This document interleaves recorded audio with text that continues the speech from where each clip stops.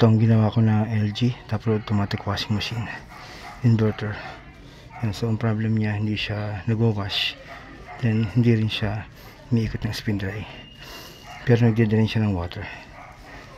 Yan, so nagpalit ako ng pyesa. Ito yung isang pyesa, so kanyang water sensor. So pinalitan ko siya.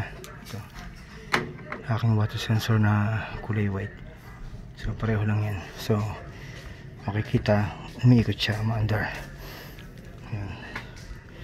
So kanina itong nakakabit, hindi siya umiikot hanggang sa maubos na yung time, then mag-error siya. Then ito rin yung nakakabit, kakaga ng tubig, hihintod na sa water level na nakaset, so mag-i-stop yung pagpasok ng tubig. Kaya lang hindi siya iikot ng wash dahil nga sira yung water sensor niya.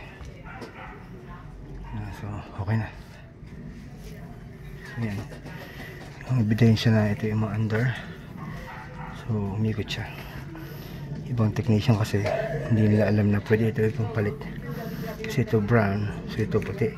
Kala nila hindi po pwede, pero pwede. Yan, ebidensya, gumagana. So solve na ito.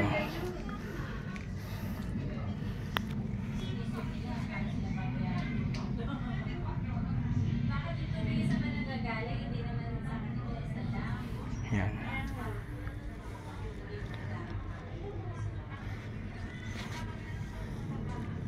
Ito po metal ito no?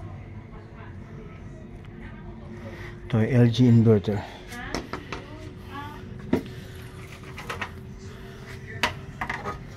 Baka sa ibang lugar.